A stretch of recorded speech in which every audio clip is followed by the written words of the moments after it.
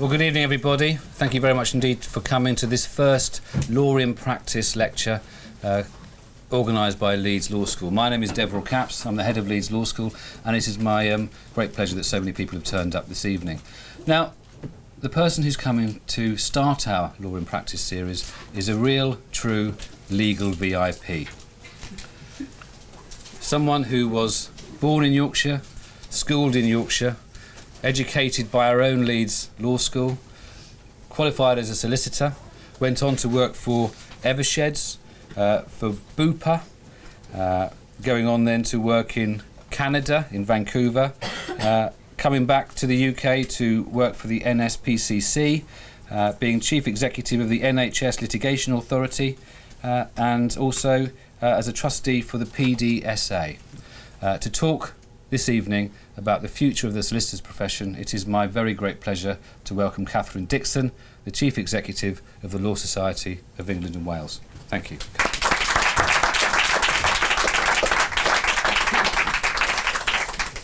This public lecture has 4 parts.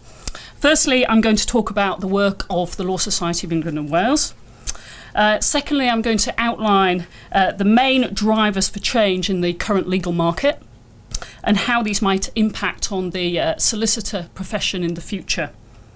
Thirdly, I'm going to talk about some of the changes that the politicians have made and would like to make, and then I'm going to talk a bit about the future.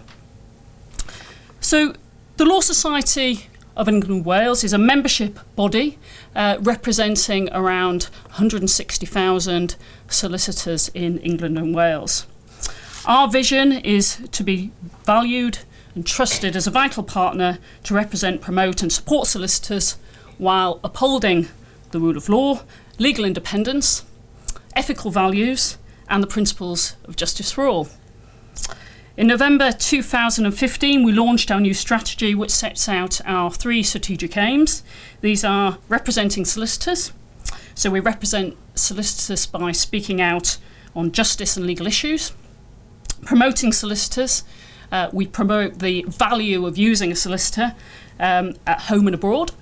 And supporting solicitors. We support solicitors to develop their expertise, their businesses, irrespective of whether they're working in-house for a firm or for themselves. This includes working to ensure that the best can join the profession irrespective of their background. And we do a lot of work around equality, diversity and inclusion. And we also fulfil what I believe is a really important public interest function, which aims to ensure access to justice, protect human rights and freedoms, and uphold the rule of law. 9 months ago, we started a piece of research to identify what the future will bring for the solicitor profession. The main findings of this research is that solicitors face a future of change. Business as usual is not going to be an option for many practitioners, and these changes are dynamic and they're happening at an unprecedented scale and at pace. I'll briefly expand on some of the key drivers for those changes, starting with economic change and increasing globalization. A number of city, US, UK law firms have benefited from increasing globalization. They have strong client relationships, mainly with global corporations, and they're rapidly increasing their global footprint. For example, Allen & Overy, which is one of the big city firms, and part of the group sometimes referred to as the Magic Circle, has offices in Europe, Asia, Middle East, North America, South America. But this is true of many, if not all, of the city firms. And over many years, England and Wales has developed its reputation as a jurisdiction of choice, and our law is used across the world. So what will the future bring for legal business market, and how will economic change impact? Well, I think we'll see more globalisation, and with that comes increased competition from other jurisdictions. For example, from Singapore and other emerging markets. With corporations looking globally for further growth, there's a need for in-house counsel, a greater need for in-house counsel, particularly those that understand the global needs of their business. and therefore the breadth and responsibility of in-house counsel will expand, and the likely numbers of in-house counsel will increase. My background is in-house. After practicing at Eversheds, I moved in-house and became the commercial director of Bupa. And at the time, when I went in-house, it was quite unusual to actually go and work in-house. Now, around 21% of solicitors work in-house, and this number is increasing. Foreign investors from countries such as China, Russia, India have changed the global business landscape. The future could bring further cross-country partnerships which require expert legal advice. Globalization will also continue to drive firms to pursue options in overseas markets. The extent to which businesses expand their operations internationally will impact on the type of advice they need. And the ambitions of law firms is always driven by the needs of their clients. The Law Society spends a lot of time working with governments, bars, law societies at home and abroad, looking to open up legal markets and enable solicitors from England and Wales to practice law in those markets. An example is Malaysia. We've just been working with Malaysia to open up the legal market, and now we're seeing some firms from England and Wales establishing themselves there and taking advantages of that market. The next impact is really around technological change. So the justice and legal systems have started to embrace and use technology more. For example, firms have improved the way in which they conduct legal research through systems like ROS, which enables lawyers to find citations more easily. And similarly, the courts are moving away from the paper-based systems towards online, albeit quite slowly. Video conferencing is common in court proceedings. Giving evidence on a video link, particularly when it's a vulnerable witness or there's some remote locations, is quite common now. And there's a big push by government to close down the courts and move towards online systems, and we'll see more of this. This obviously requires, though, investment in technology, and it'll be interesting to see how effectively this is taken up in the next few years, and how this will impact on people trying to access justice through the court system. So what will the future bring? Technology will fuel new ways of delivering legal services. Online dispute resolution, or ODR, has been identified as an area with the potential of meeting the needs of the legal system and its users. It broadens access to justice and resolves disputes more easily, quickly and cheaply, and has already been used by eBay, CyberSettle and the Canadian Civil Resolution Tribunal. However, there are concerns about ODR, in particular when you have an unrepresented claimant and it takes on a corporation because of the inequality of arms that go with that. And there's also plans to expand ODR onto other areas of law, but can it really help to resolve family disputes? You know, particularly when some of those claims involve, say, domestic violence. How can you use online to do that? Technology is also having an effect on the legal consumer buying behaviours. So to remain competitive, firms are increasing their online presence, which enable them to interact with their clients online. And what about artificial intelligence? Artificial intelligence, or AI, is becoming part of our lives. For example, from Siri on your iPhone to diagnostics used for early detection of cancer. These uses of technology are also having an impact on legal consequences on our law, so particularly in tort and data protection. And traditional areas of law, such as property law, are being tested and the boundaries are being pushed. IBM is developing Watson, a system which claims to be able to answer questions and assess risk and undertake predictive business analytics, a role which was fulfilled by lawyers in many cases. So what will the future bring? So I think we'll see more self-legal diagnosis facilitated by artificial intelligence, and it's likely to become more readily available. However, we don't believe that AI will be a complete replacement to lawyers, which is probably a relief for all of us. AI's use will, though, become more sophisticated and complex over time. And by 2020, it's claimed that we'll have self-driving cars on the roads. And this raises in itself lots of legal questions. So who's responsible in the event of an accident? Is it the person in the car, the manufacturer of the car, the owner of the car, or somebody completely different? Can my 84-year-old mum, who's never driven a car, now get into a car and say, please take me to the shops, and off she goes, even though she's never learnt to drive? Will that be the future? And what are the consequences if something goes wrong? The widespread use of AR will pose legal issues for solicitors, and it will be solicitors really answering those questions, or lawyers answering those questions. It's the legal profession that has the responsibility to scan the horizon and think about the legal challenges that the use of new technology will bring. And it's the legal profession that will be working with policymakers and legislators to ensure that legal safeguards are in place for our society.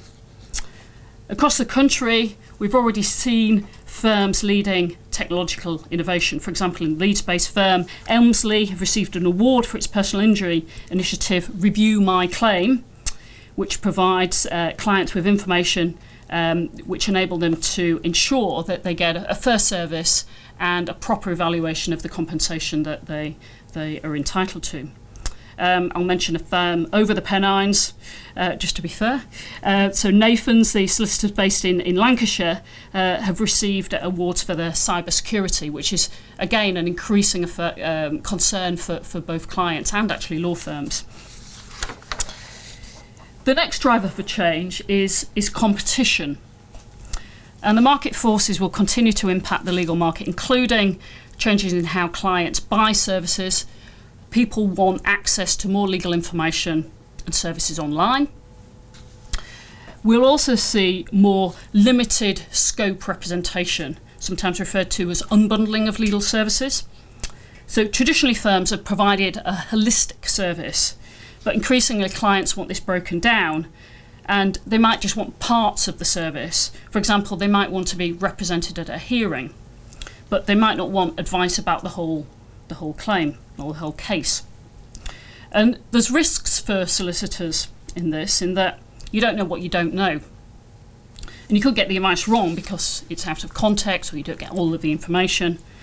But having said that, we'll still see more of unbundling advice in the future. So it's about thinking of the consequences through.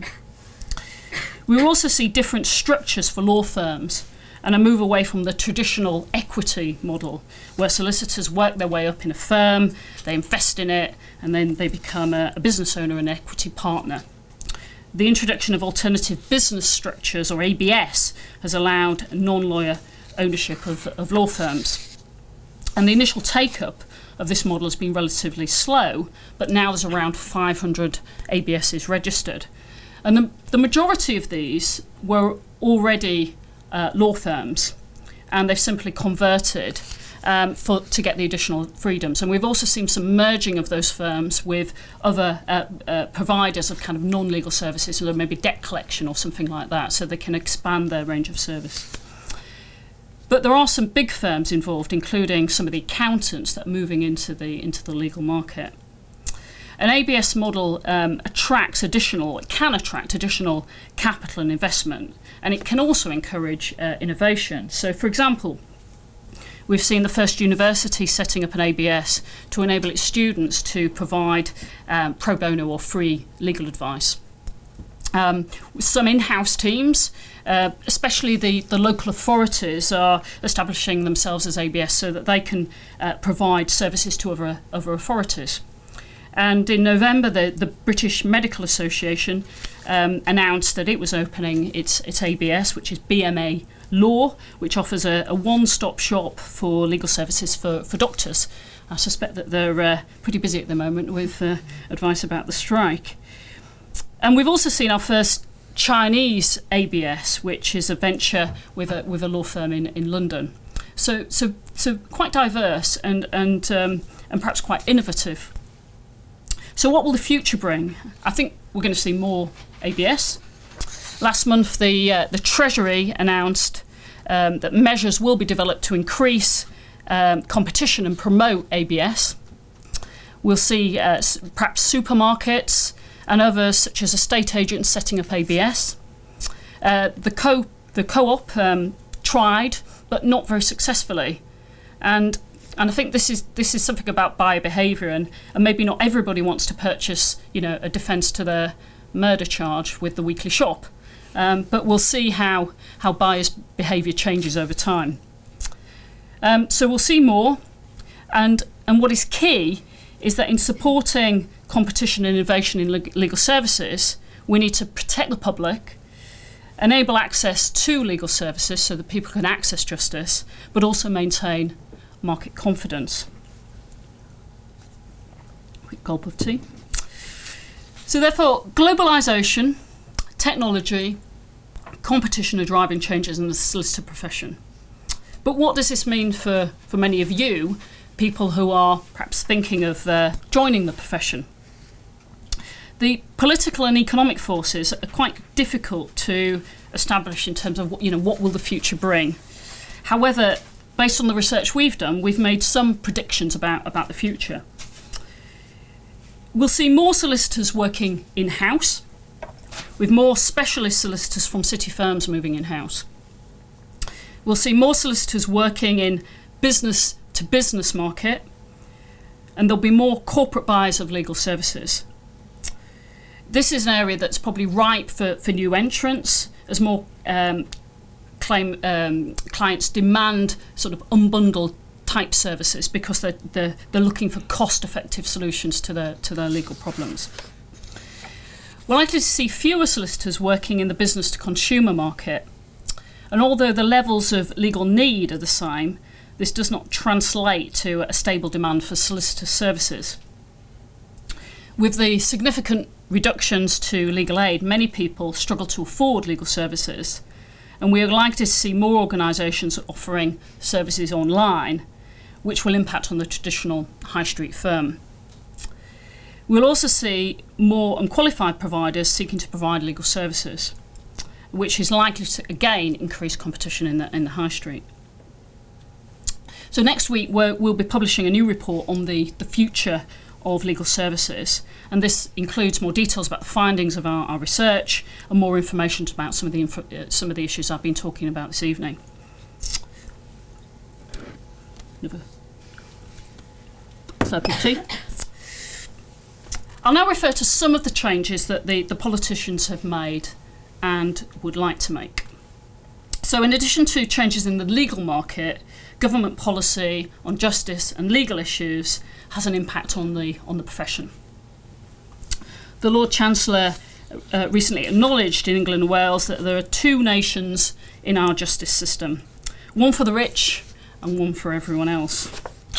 Since the introduction of the Legal Aid Punishment and Sentencing of Offenders Act, LASPO, 600,000 fewer people every year are entitled to civil legal aid.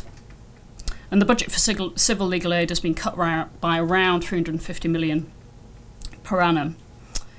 We've also seen significant cuts in criminal legal aid, with fees being reduced by 17.5%, and where the number of duty solicitor contracts, so the contracts for solicitors attending in police stations, have been reduced from 1,500 to 500.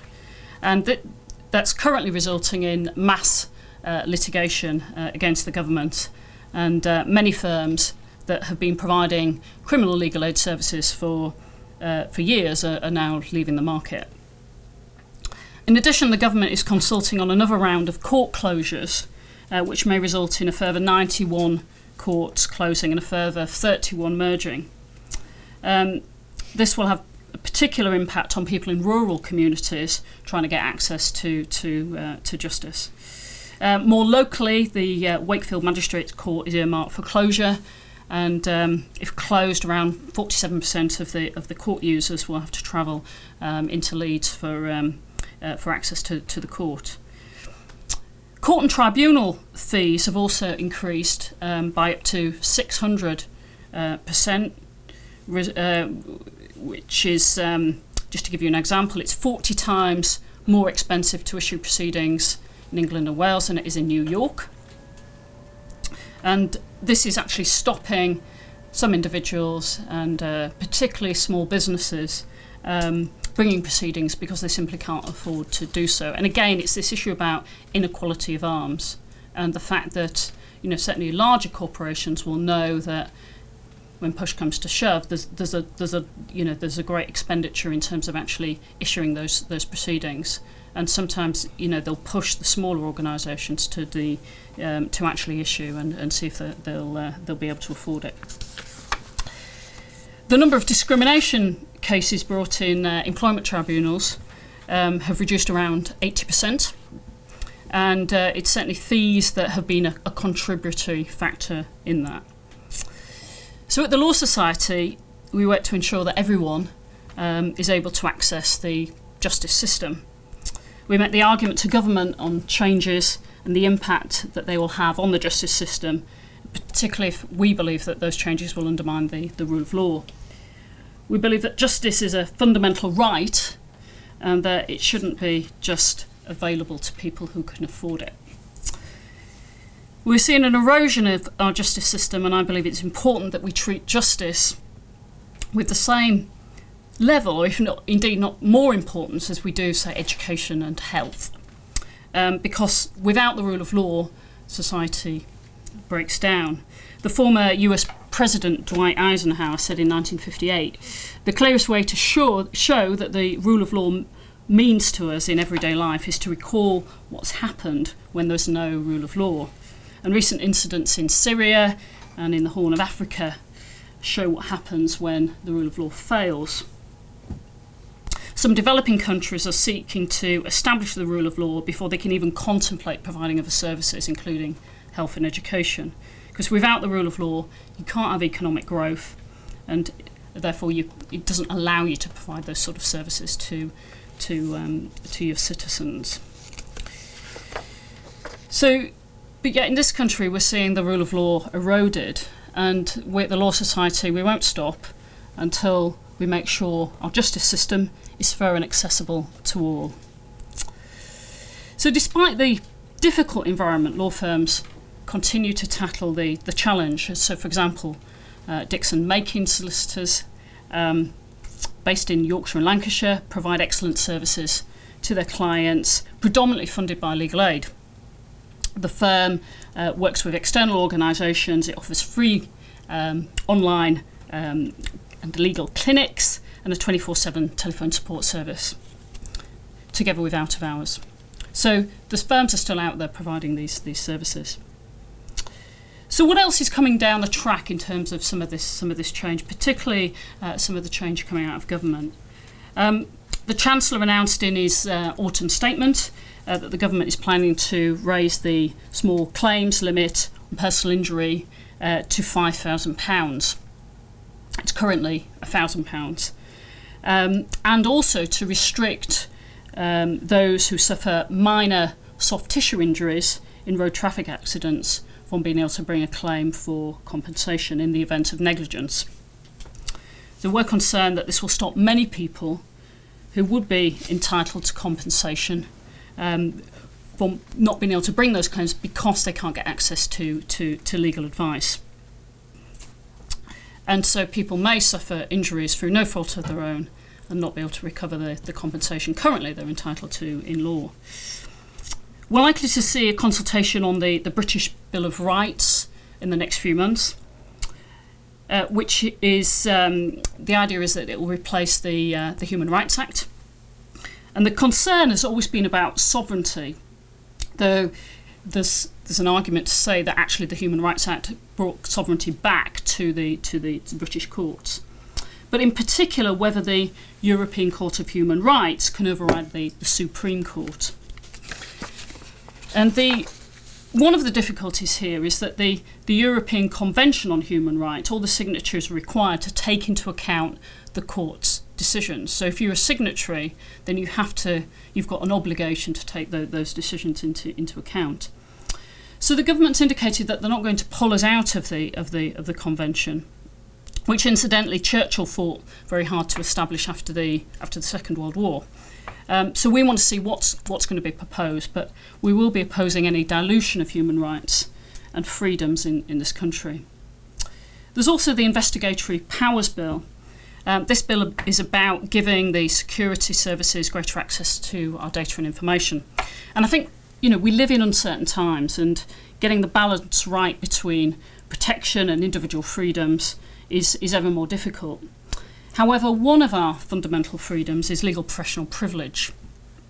And this enables a client to be candid with their lawyer without the risk of the information being disclosed. There are certain circumstances where that will be the case, but you can have disclosure for certain things. But generally speaking, you can be candid, and you know that information is going to be held in confidentially. And in the Investigatory Powers Bill, there's no protection for legal professional privilege. And so one of the things that we're making representations to government on is about securing that protection for what is an ancient right, actually, that emerged through common law.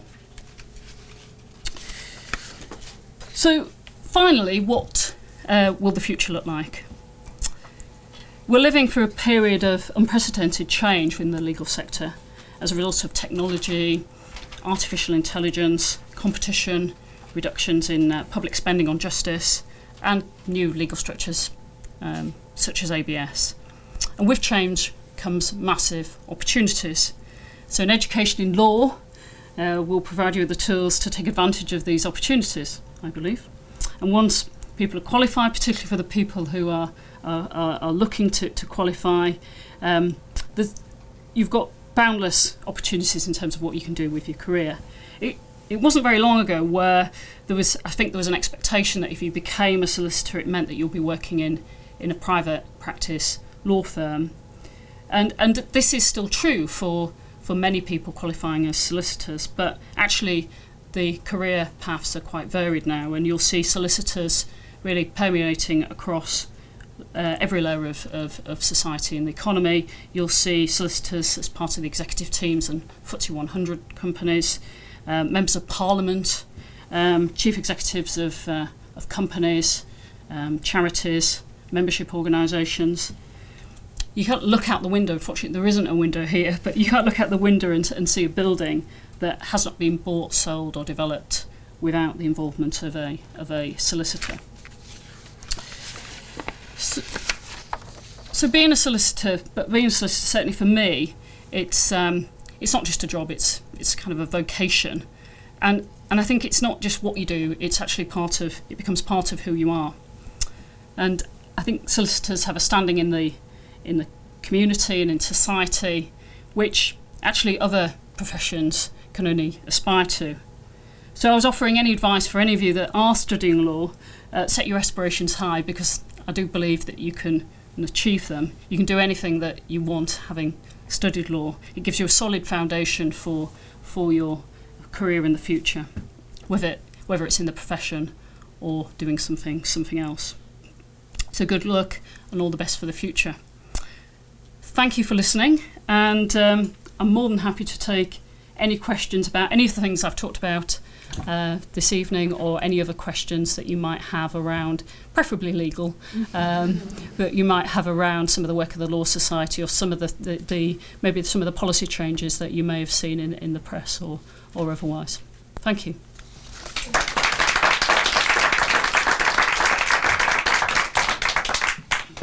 So as Catherine has said, there is time for questions, if anyone has any. Thank you, Maria. Can I just ask you, could you just comment on the state of affairs, shall we say, between the Law Society and the SRA about proposed changes in training? Yeah. So training around entry into the profession. So just by way of background, the Solicitors Regulatory Authority, which is the independent regulator, though it's technically part of the Law Society, but it operates independently from us, is consulting on changes to the entry into the solicitor profession. We're of the view that I think there's a number of things. We are supportive of a centralised one level of assessment for entry into the profession, because provided, of course, it's set at the right level. We are keen to ensure that there's an element of work-based training with before you can qualify as a solicitor, and we're also keen to ensure that, irrespective of how you do that training, you do actually get a degree as part of that training. So it's a recognised degree rather than it being a degree equivalent. And the reason for that is because of our standing, both within this country but also particularly internationally, because there's a perception that the profession could be seen as being dumbed down, and that will really damage us as internationally, particularly in relation to England and Wales being a jurisdiction of choice when we're looking at the qualifications, say in New York or Singapore or wherever. We're also very keen to ensure that the routes of entry into the profession are clear, and so that people are clear about what they have to do in order to qualify. And one of the concerns currently is that those routes are not very clear, and we think that that actually has a detrimental impact, particularly on social mobility, because people that perhaps are better connected may be able to ask questions of people, whereas people who are perhaps coming from different backgrounds may not have that ability to really sort of find out exactly how to become a solicitor. So I think we're working with the SRA. We're working with our members, particularly our city members that are really quite gravely concerned about this, to ensure that we don't end up with kind of a dumbed down profession, but we do enable social mobility and enable people who are the best actually to continue to join the profession. Is that gives you a sense of where we are on it? Because we are particularly current. I was just talking to we were just talking sort of before the meeting, particularly around the degree level qualification. I think that's actually quite key, because you go internationally and say it's degree equivalent. Well, what does that mean? If it's either a degree or it isn't. So I think that's one of the keys. Any other thoughts? Well, I'll just put a counter proposal for you. Mm-hmm. When I qualified, I'd say the majority of partners at that time hadn't bought a degree, Yeah. the old 5 year. Yeah.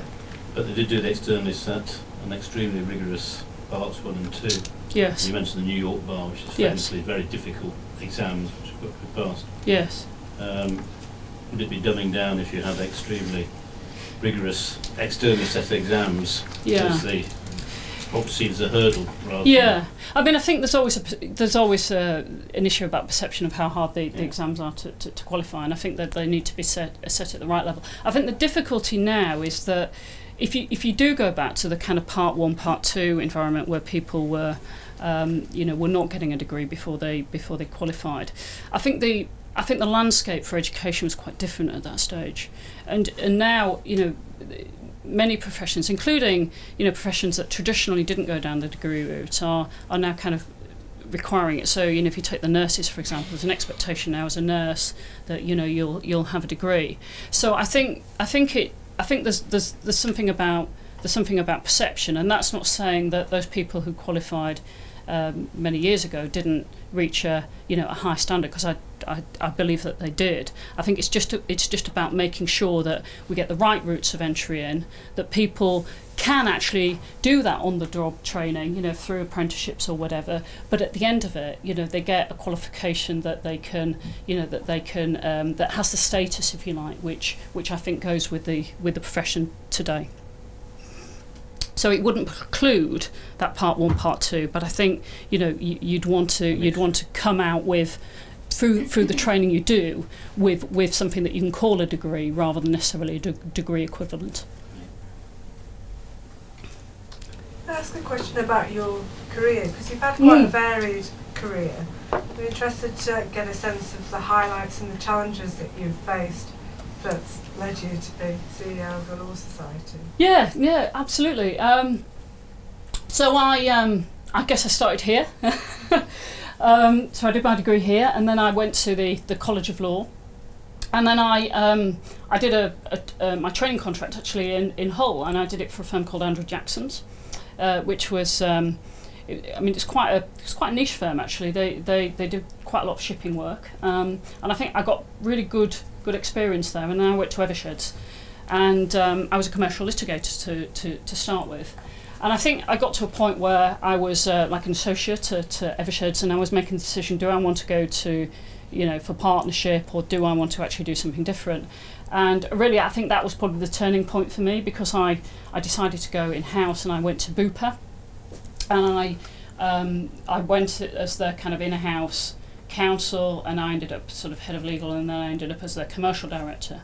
So I was on the executive board of Bupa, and I did an MBA when I was at Bupa as well. And then I from Bupa, I went to Canada for a few years, and I was an outward bound instructor, because I kind of fancied it. Long story. And I did. I worked with women of courage, so I took survivors of quite serious abuse actually into the mountains, and I took them kayaking. It was great. And then I got a real job as a director of the health authority in Vancouver, where I actually did a lot of commercial work for them. So I was using my legal skills, because I wasn't, a Canadian lawyer, because Canadians are quite protectionist about enabling you to qualify. It's not, even though we gave them the law, as I used to point out to them, they don't let you qualify particularly easily. So I was doing a lot of commercial work, and leading on things like big procurements of health, like billion pound spend. So it's quite big stuff. Setting up tissue banks, human tissue banks, which is quite interesting. So a lot of legal stuff, but not actually practicing law. And then I came back, and I wanted to do something in the charity sector, and I was general counsel at the NSPCC, where obviously well, not obviously, but the charity that deals with child abuse. And then from there, I went. I got my first chief executive role, and I went as the chief executive of the NHS Litigation Authority, which is the organisation that indemnifies the NHS against all claims. So again, it has a legal sort of aspect to it.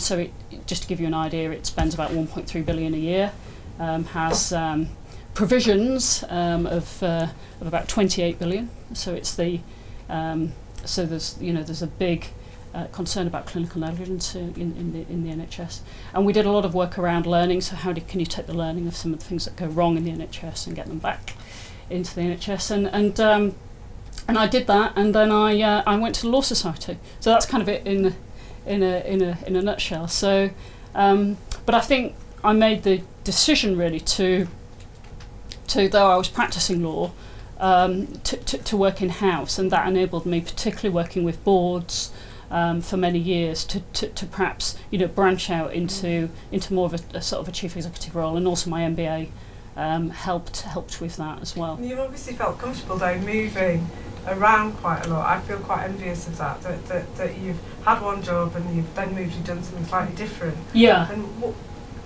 how emotionally do you do that? What is it? Can you pinpoint something that gives you the confidence to do that? Or well, I think we'll see more of it, and I think it does go to actually that sort of traditional I suppose career path in law, which I think is changing, where you did go to one law firm and you kind of worked, and then you got the tap on the shoulder and do you want to invest in the business, and and then you got the carriage club sort of thing.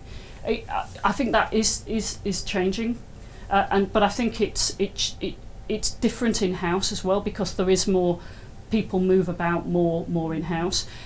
I mean, what I like doing is I like going into organisations and making changes.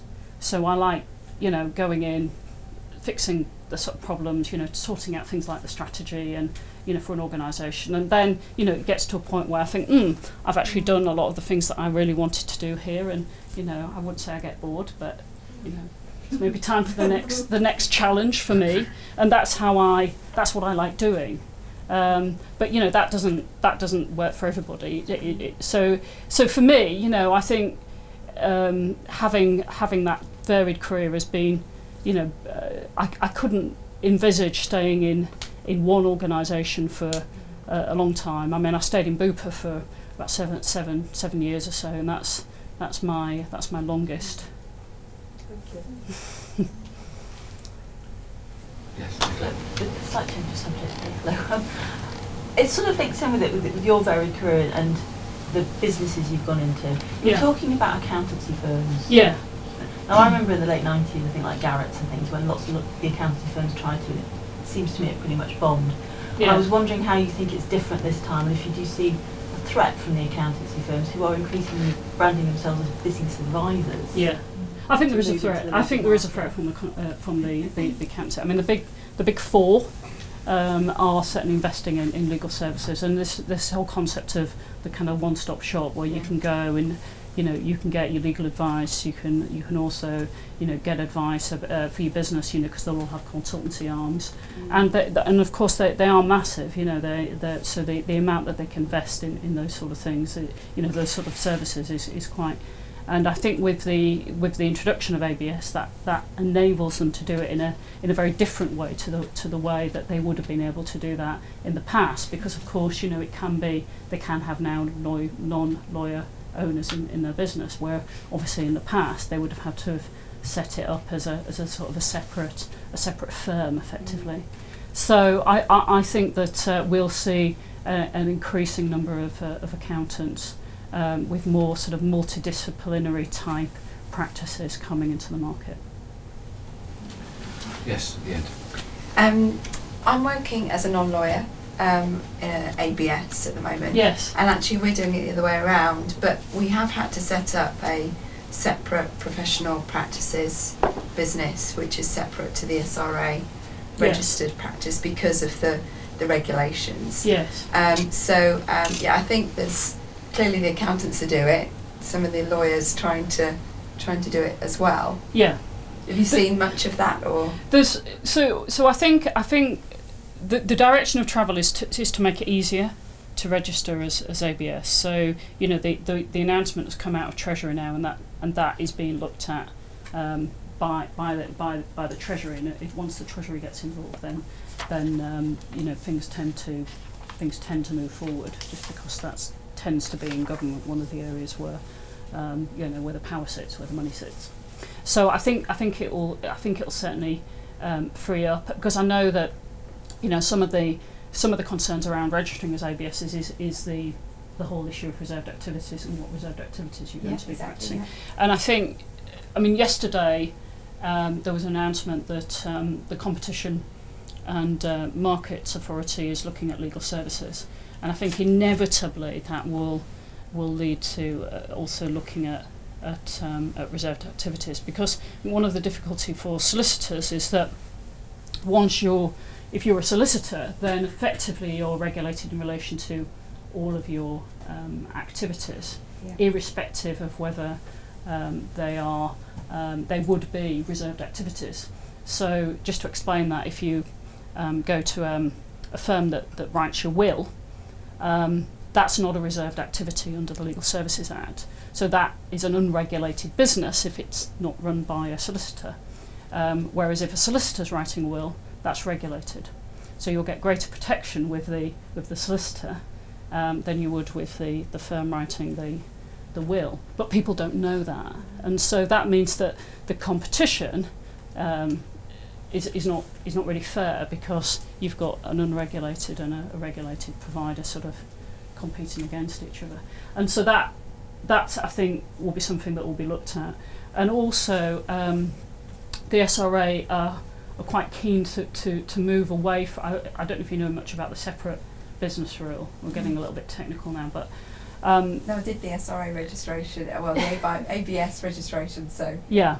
So they're looking to enable solicitors to work in unregulated businesses. So that will be something that you'll see potentially coming over the course of the next few years. And again, it's about trying to open up. And I think in thinking about that, we need to think about the impact on the profession our professional status. And what we're very keen to do is to ensure that we're still driving those professional standards of behaviour that are, really key to being a solicitor and supporting solicitors to do that, which I think is actually different from some of the rules that are set. Because we're focused on the SME market, and if you look at that market over the past 10 years or so, the balance of power has shifted from lawyers being the trusted advisor to now the accountants are the trusted advisors. That's right.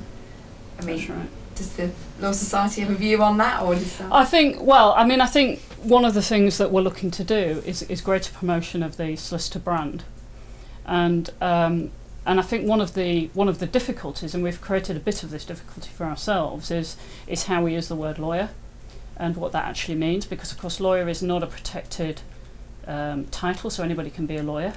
And I think there's a lack of understanding with the public as to what a solicitor is, and what a lawyer is, and what the differences are, and the perception.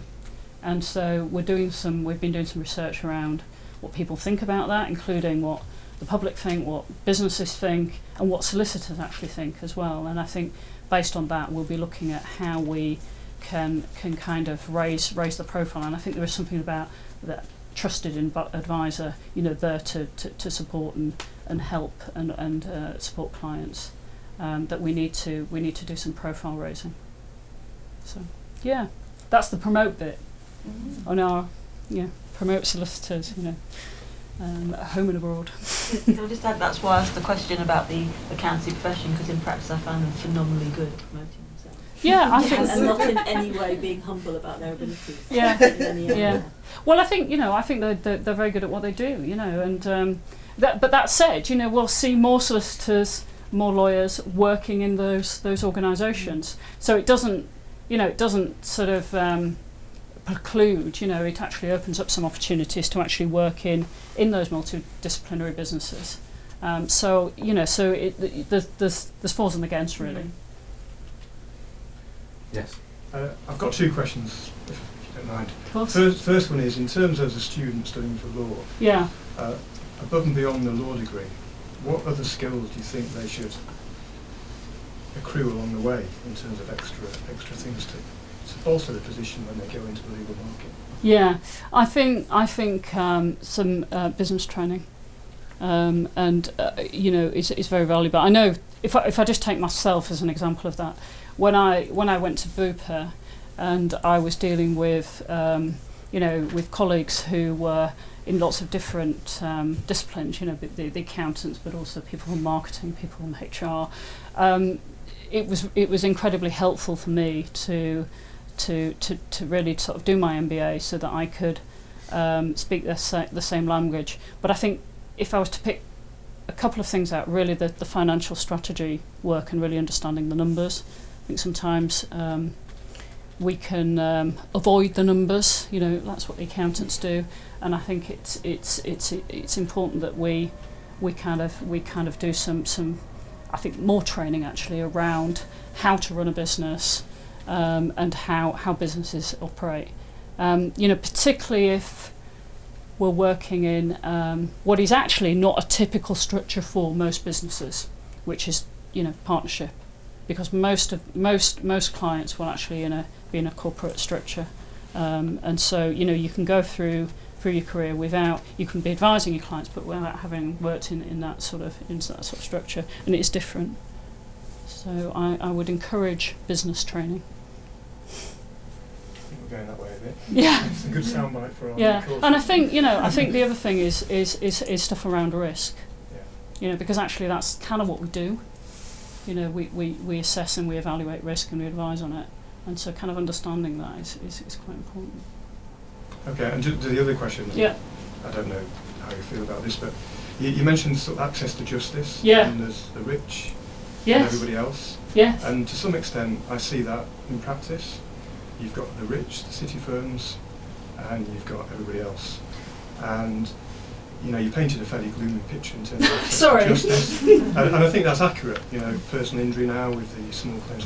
There's a lot of challenges coming down the track for the family, profession. criminal law. Yeah. Some of these high street practices, these type of legal areas, seems now to me to be almost niche practices where, in the past there was so much access to those that type of legal advice. And it seems to me that the Law Society is having success in terms of, with city firms, in terms of globalization, internationalization, access to international markets. But is the Law Society effective for everybody else? Yeah, I mean, it's really interesting. Some of the city firms will say, well, you spend all your time in the high street. All the high street firms, you think all your time in the city firms, and actually, that there is a part of us that need to be spending more time within house and some of the larger commercial firms. Actually, I think what we did as part of the work leading up to the strategy is really think about the membership and think about the fact that actually we've got a really varied membership in the sense of we've got 160,000, we've got around 130,000 practicing solicitors, and within that you'll have people in the high street and you'll also have people in the big global city firms. Very, very different in terms of what they do and their practice areas. But you've also got people that are coming into the profession and people that are perhaps at their end of their career. So not only have you got sort of diversity in terms of the practice areas and the businesses, you've also got massive breadth in terms of the people. And what we recognise is that one size doesn't fit all. And so we're looking at how we can better serve the sort of groups of members, if you like, and that actually what we do for people on the high street will look different from how we support the city. And trying to get that balance right is actually really quite difficult, and trying to make sure that we're relevant for all of our members is a challenge. We're not a particularly large organisation, and so it's around trying to focus our activity in the right areas. We do a lot of work though on policy issues with government, trying to persuade government about the impact and some of the unintended consequences of some of the proposed changes, particularly around things like LASPO and obviously what's been happening with criminal legal aid. So if we're looking at that focus on the high street, there's actually been quite a big focus on the high street, certainly in the last few years, because of some of the changes that have been happening. But likewise, we need to also talk about the fact that the legal market is really important to the UK economy. So it's a big export, as well as the number of people that it employs and engages domestically, and that is the sort of message that can resonate with government as well. So in trying to be effective around some of the things that could impact on that, then that's one of the other reasons that we use that, because you may well be more successful with a conversation with BIS, for example, than you would with the Ministry of Justice if you're talking about small and medium-sized businesses, and the fact that we've got around 10,000 law firms and the impact in relation to the impact on those businesses as a consequence of some of the changes. So we try to focus quite widely, but inevitably it's a challenge. Any more questions, folks? I've got one. I'd just like to ask you then, Catherine. What one thing do you know now that you wish you'd have known back in 1991? Oh God. Preferably to do with qualification and practice. Yeah. I think it goes to that aspiration, actually. I think that that you can actually do anything you want to do with it, which includes if you want to go off and be a chief executive, then actually you can. And I wouldn't, if somebody had said that to me, the first day I went to the Law Society as the chief exec, the last time I'd been there was when I went for my enrolment, and if you'd have said at that point, you'll be back as the chief exec, I wouldn't have really believe that actually. So I think it is about those aspirations, and going to your point, then what's the worst that can happen? You qualified professional people, you'll always find opportunities and stuff to do. So sometimes it's worth taking that chance if that's what you want to do. And I guess that's what I've done through my career. I've looked for some of the opportunities and where when I did want to go do something different, then I went and did it. And you always had that thought, well, can I get pick up my career, because I've been kayaking for the last 2 years, and actually you can, if that's what you want to do. Thank you. On that note, thank you very much indeed, Thank Catherine, for taking time out of your schedule to come and talk to us all today. I'm sure that Catherine will be happy to meet anybody after this particular session for a few moments before we go off for dinner. But just let me say thank you for your wise words and sage advice. Thank you. Thank you.